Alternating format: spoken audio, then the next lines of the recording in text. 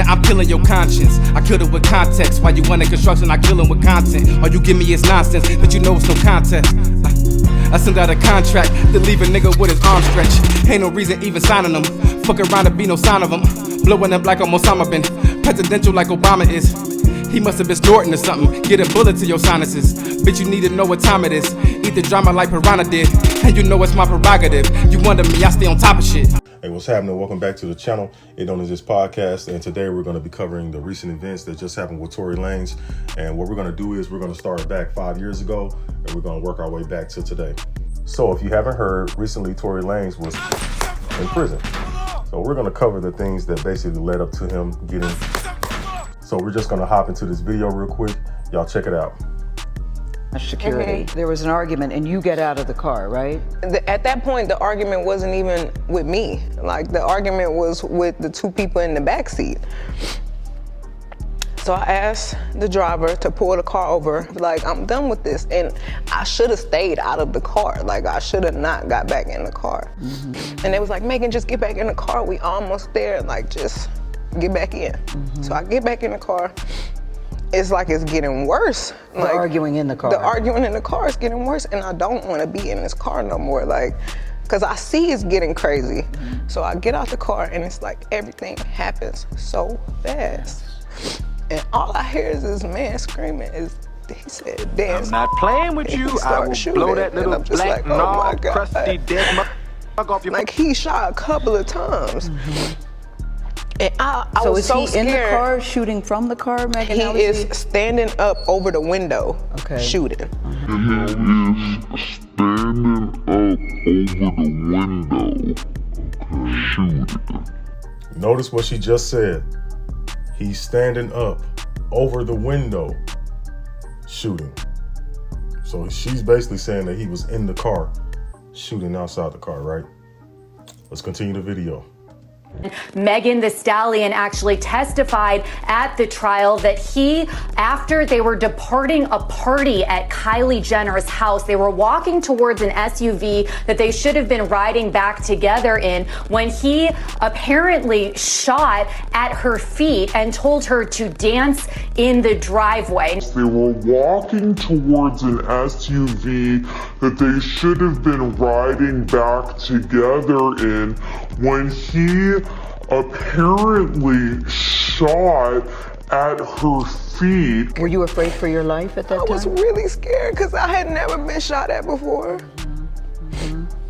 And I looked down at my feet because I wasn't even, the adrenaline is pumping so hard. I'm not sure if he hit me. Like, I feel it, but I don't understand what's happening. So I look down at my feet and I'm like, oh my God, like I'm really bleeding. Mm-hmm. So somebody hears the gunshots, they call the police. The police come and they say what to you? They tell everybody to get out of the car. And they say to you, what happened here? I don't remember everything they said to me, but I remember them asking me what's happening, what happened to you. And I didn't want them to kill any of us or shoot any of us.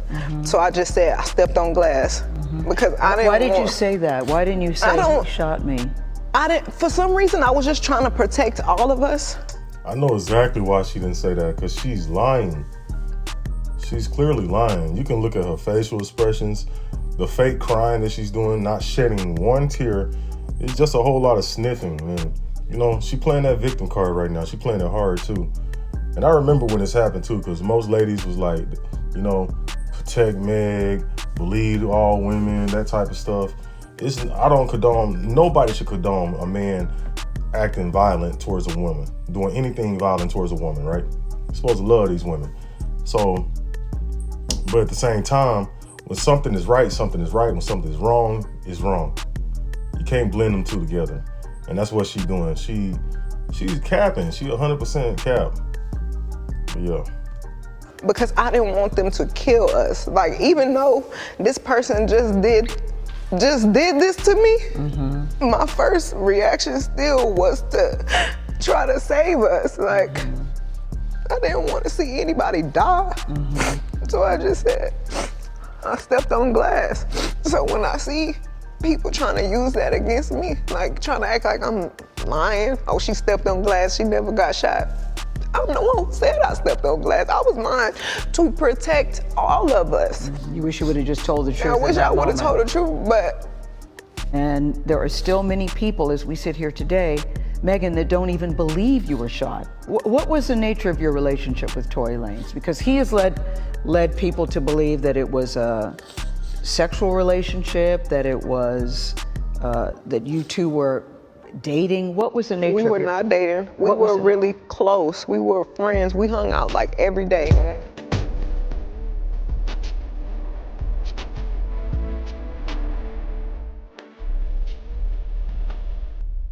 Did you have an intimate relationship with him? Like sexual? Yeah.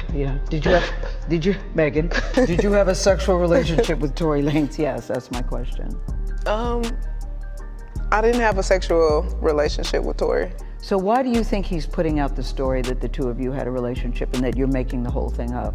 I think that he is trying to deflect from the fact that he committed a crime. Yes, bitch, I lied to Gayle King, bitch. First of all, I didn't know that bitch was even gonna ask me about that shit, but she's always wanna talk about this shooting. Why'd you ask me about fucking Tory? That's not what this is about. Even if I was, I fucked this nigga like once, maybe twice on a drunk night, but you kept catching me out of my fucking mind. So if she goes on Gayle King and says all that, right? Then later on in her documentary, she say, yeah, I was lying to Gayle King because I ain't want her to ask me about that. So if you lied about that, you lied about stepping on glass, say you got shot, then you say you were stepping on glass, then you say you got shot. Like, you lied so many different times. That's 3 lies that you done told right there, right? So it's just like, how are we to believe you? It's crazy. Yes, bitch, I lied to Gayle King, bitch. First of all, I didn't know that bitch was even gonna ask me about that shit, but she's always wanna talk about this shooting. Why'd you ask me about fucking Tory? That's not what this is about. Even if I was, I fucked this nigga like once, maybe twice on a drunk night, but you kept catching me out of my fucking mind. What do you say to people that still don't believe that you were actually shot? I don't think any of this is for them. Like, it's for me. Like, I know this happened to me. I'm a victim. The interview was a national stage, and then she admitted to lying on a national stage. Did that bother you at any point? This is the part right here that gets me with most. This is like a sister code that a lot of women have. They're gonna ride for each other, right or wrong. Zero accountability. Nobody is held accountable. You can just make up things. You can say this person did that. That person can go to jail, aka Tory Lanez. Send that man to jail for something he didn't do, and the woman is never held responsible, never held accountable for it. She just move on, and people still mess with her. That's crazy. This has been happening for a long time, But yeah, let's get back to it. That she admitted to lying. Listen, I thought Megan, it was the first time she was telling her story, and it bothered me that so many people didn't believe her story. You know, that bothered me, so I wanted to get from her firsthand. Why she said what she said to me is really on her. Listen, I still am nuts about her. I think she's been through a lot, and I can't wait to see her documentary. She was under the gun, and I thought undeservedly so. So, listen, hello, I have no controversy with Megan. The New York Post recently reached out to the prior district attorney, George Gascon, Megan Pete, and her representatives, and Kelsey Harris and her representatives. The only party that responded last week was Megan Pete's representatives with a request for more information. A few days later, Mr. Peterson's brutally attacked in his jail cell. Side of the current medical center here in Bakersfield, where it's believed that rapper Tory Lanez is being treated after being attacked by another inmate this morning at a nearby state prison. And breaking news here into our newsroom, Tory Lanez had actually just posted on his social media stating that he was stabbed 14 times, including multiple wounds to his back, torso, and to his face and head. He also mentioned both of his lungs collapsed and was placed on a breathing tube. But he has been since breathing on his own. He has been in good spirits despite being in pain, and thanks everyone for their support. Mr. James informed us he was working as the bodyguard and driver for Ms. Kelsey Harris during Mr. Peterson's trial. As such, he was in close proximity and he had privy to conversations she was having with her husband and others, and that he was doing it because his conscience would not let him not speak and leave a man in prison for something he did not do. Mr. James informed Unite the People that he was witness to the conversation Ms. Harris had, where she stated she had the gun, she fired it 3 times, Mr. Peterson grabbed her arm and knocked it down, and the gun fired 2 more times. In essence, Mr. Peterson never shot anybody, never even touched that gun, never fired the gun. This statement aligns with the statement of the only non-party witness to the case, Mr. Sean Kelly, who at trial testified he saw 2 women fighting, 2 men break up the fight, 1 man grabbed the other one's arm, gunshots came from the passenger side. The passenger side is where Ms. Harris was sitting. Another irregularity. Why, at Ms. Harris's police interview, was a non-lawyer, non-family member, record company executive allowed to participate? A highly irregular situation. Normally, we see cases, strangers are not allowed in these things, but it was in this case. All of these things point to the highly irregular nature of his trial and his conviction. There were multiple people with gunshot residue on their hands that night. Why didn't all individuals have the residue tested, their DNA tested on the weapon? That's a legitimate question. Another piece that stood out to me, the call that the prosecution alleged Tory made confessing to a crime. I listened to that call. I'm sure many of you have as well. I didn't hear a confession. But what really shocked me about it is if my best friend was shot maliciously by someone just 2 to 3 hours before, I wouldn't have answered the call, or if I did, I wouldn't calmly have a conversation with the individual of it. And certainly I would ask, why did you shoot my friend? And more importantly, I would never have given you my current location out of fear of you finishing the job. That was something that stood out to me. The prosecution failed to produce a single shred of forensic evidence tying Tory to the actual gun. His fingerprints weren't on it. His DNA was later found to be 100% nearly excluded from the gun. There is a 0.01% chance Tory's DNA was on the firearm. In fact, there were 3 people that night at the scene who tested positive for gunshot residues. One of those was Kelsey Harris, as Gianno mentioned, the assistant to Megan Pete. According to multiple sworn testaments that you've heard today, including one from the bodyguard and driver with Harris on the 2 days of the trial, Harris admitted to firing the weapon during an emotional outburst. Tory intervened to de-escalate, not to harm. It is important to note, the police did not fingerprint anyone else who had gunshot residue on them that night, only Tory. Wow. That's crazy. That's crazy. It's like that was a manhunt, or that was a setup. That was a play. Somebody ran a play on Tory that night. Because what she's talking about, all the evidence that showed, like, hey, look, 0% chance that he touched the gun, no fingerprints, no gunshot residue, nothing on him. But the girl, her best friend, had all that.